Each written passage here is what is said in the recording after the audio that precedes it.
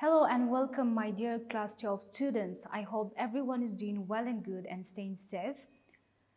Today in this class of psychology, we will be continuing with the same chapter, that is Unit 2, Memory and Forgetting.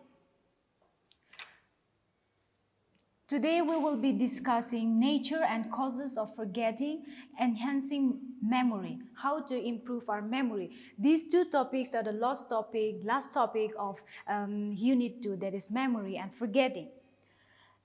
Now, every one of us experience or forget things. We experience forgetting, like a person's name, or sometimes we forget where we keep the keys, etc. So forgetting refers to the apparent loss of information already encoded, stored in long-term memory.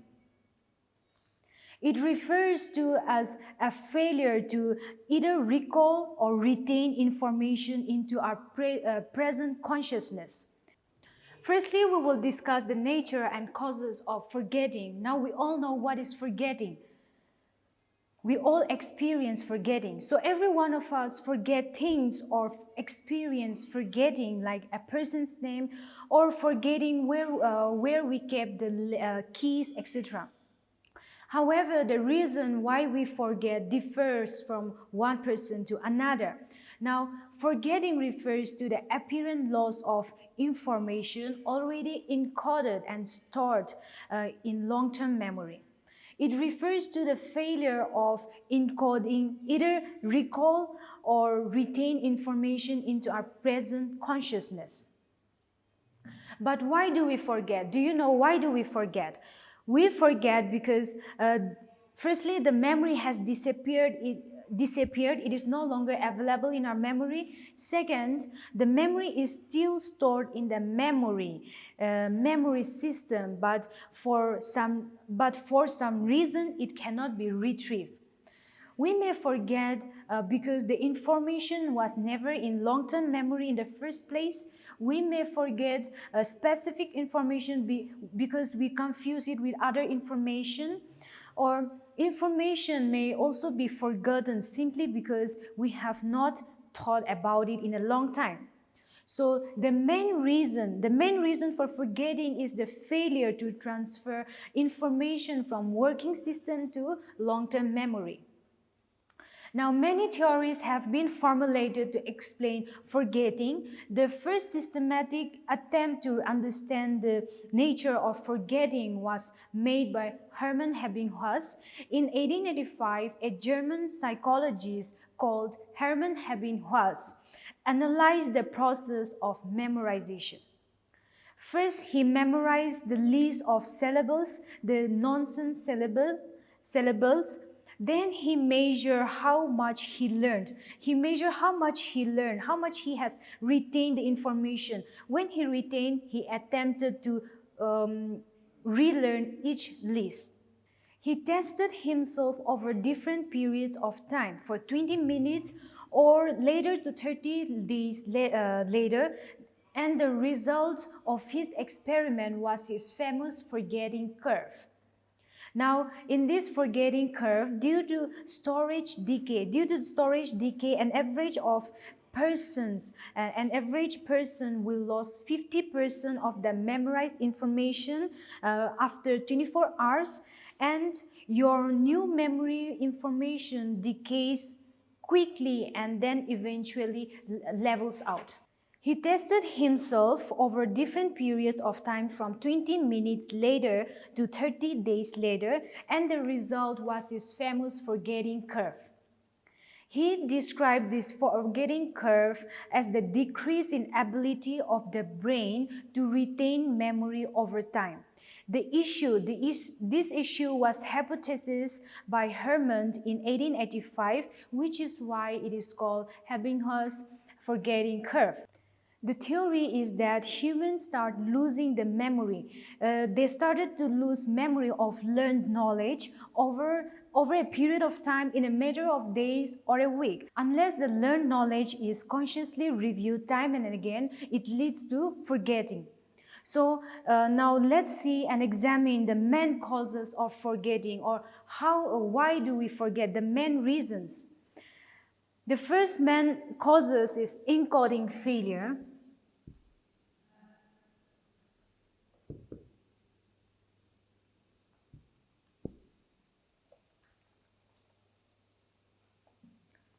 Now, encoding failure is a type of forgetting which is caused because the person did not pay attention to the information at the first place.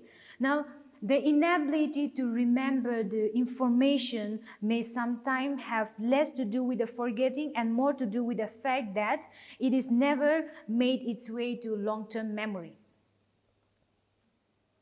Now, there are some main theories which have been advanced to explain forgetting. The first theory is forgetting due to trace decay. Now, we forget because of decay of memory traces with lapse of time. It is like rusting of iron.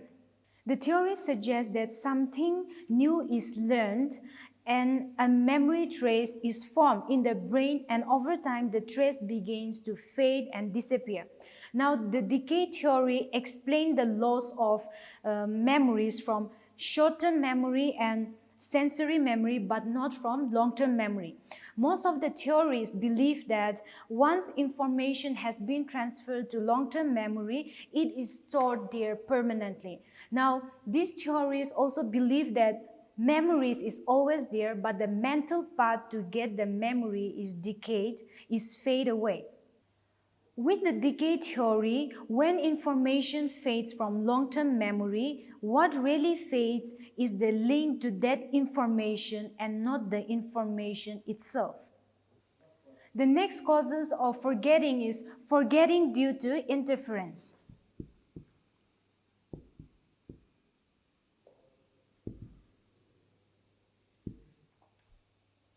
Now, interference occurs when information gets confused with other information in our long-term memory. Now, interference are of two types, that is retroactive and proactive. Now, what is retroactive? Retroactive interference occurs when new information interfere with our ability to remember the previous learned information. The information which is previously learned is lost because it is mixed with the new and somewhat similar information. For example, if you have learned the name of state capitals last week, and next week new information such as world capitals, the presented capitals could cause you to confuse the state capitals. So retroactive interference occurs when newly learned information makes people to forget the old information. The second type is proactive interference. Proactive interference is when an old memory makes it more difficult to remember the new information. The current information is lost because it is mixed with the previously learned information that may be similar. The next theory that causes forgetting is forgetting due to retrieval failure. Forgetting due to retrieval failure can occur not only because the memory traces decay over time or because of interference, but also because at the time of recall, either the retrieval cues are absent or they are inappropriate. So the inability to retrieve a memory is one of the most common causes of forgetting. This theory is that a memory is temporarily forgotten because it cannot be retrieved, but with the proper cues, the information can be brought to mind. Now, the other causes of forgetting may be motivated forgetting.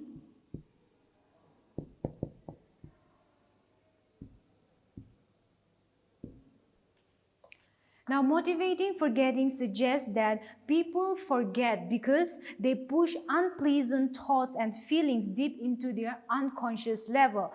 Now, people may actively work to forget memories like those of traumatic events, the disturbing events that they have experienced, and many lapses of memory in our daily life are due to motivated forgetting. For example, we may forget the name of a person whom we hate.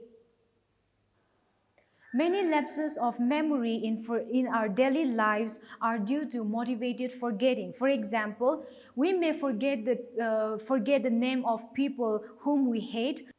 Now, there are two types of motivated forgetting: suppression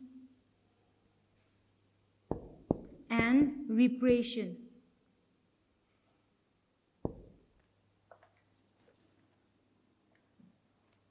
Suppression is a conscious form of forgetting, and repression is an unconscious form of forgetting. Suppression is the act of stopping ourselves from thinking or feeling something. Repression refers to the tendency of people to have a difficulty retrieving anxiety-provoking situation and even or situation which is very stressful or worried or threatening information and what is associated with that information from long-term memory. Now, the another cause of forgetting is amnesia. Now, when we use the term amnesia, it refers to loss of our memory, to loss of memory. This implies that amnesia is a kind of forgetting and indeed some forms of memory disorder that result from a loss of what has already been stored or an inability to retrieve the stored information. Now, there are two types of amnesia. Now, the another cause of forgetting is amnesia. Now, amnesia, when we use the term amnesia, it refers to loss of memory. It implies that amnesia is a kind of forgetting that, and indeed some form of memory disorder that result from a loss of what has already been stored or an inability to retrieve the stored information. Now, amnesia has two different kinds. Now, amnesia has two types: anterograde and retrograde.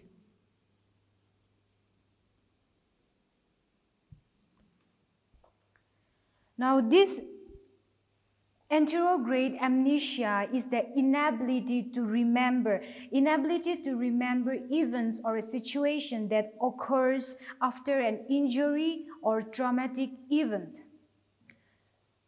Retrograde amnesia is the inability to remember events that occur before an injury or traumatic events.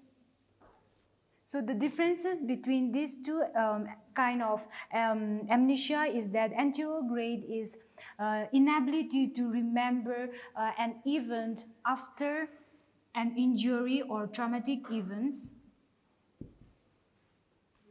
And this retrograde amnesia is the inability to remember events before an injury or traumatic events.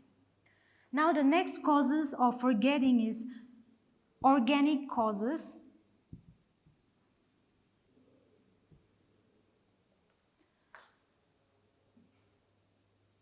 Forgetting that occurs through physiological damage to the brain is referred to as organic causes of forgetting. The next topic is enhancing memory.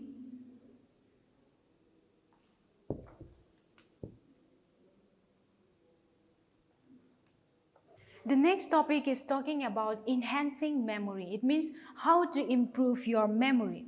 Now, all of us desires to possess, we all want to possess excellent memory systems that is strong and dependable.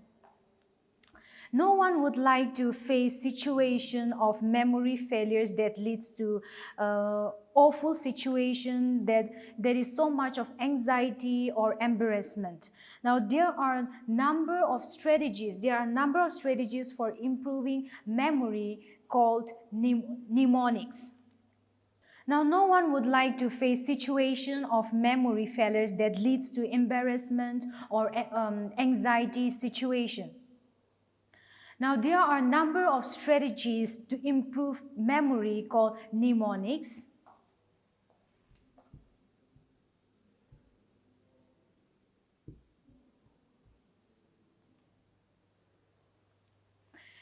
This mnemonic is pronounced as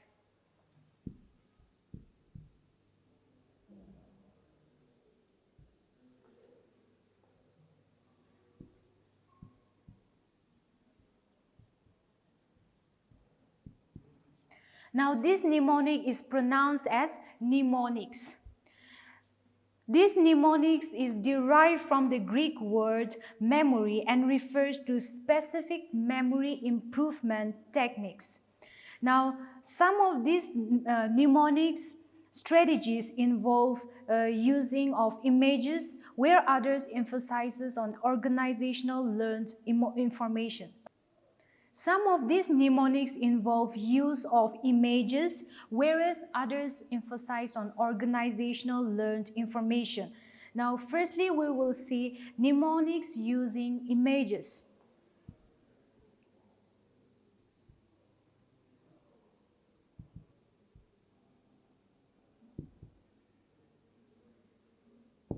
Firstly, we will discuss mnemonics using images. Now, mnemonic using images require that you create your own wish. You create your own wish of interacting images to understand, to remember. Now, there are two prominent mnemonic devices which make interesting use of images. They are keyword method,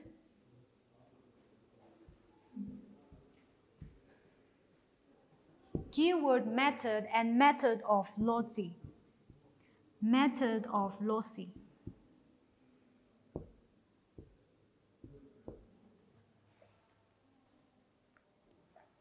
Now, what is this keyword method? Using mnemonics like the keyword method is a very useful, it is a great way to memorize vocabulary words. Now, the keyword method is a valuable technique. It is a valuable technique to use to memorize the meaning behind vocabulary words. It is when a person uses what a word sounds like to visualize something that is memorable that will help them later to recall the definition. The next method is method of loci. Now, the word loci means places. Now, this method of loci has been used since ancient times to memorize important information. In order to use the method of loci, the items you want to remember are placed as objects arranged in a physical space in the form of visual images. This method is very useful in remembering items in a serial order. It requires to first visualize. The objects, the things, the places you know well in a specific sequence, and imagine the objects you want to remember and associate them one by one to physical locations. So that was today's explanation for memory and forgetting. Thank you and stay safe.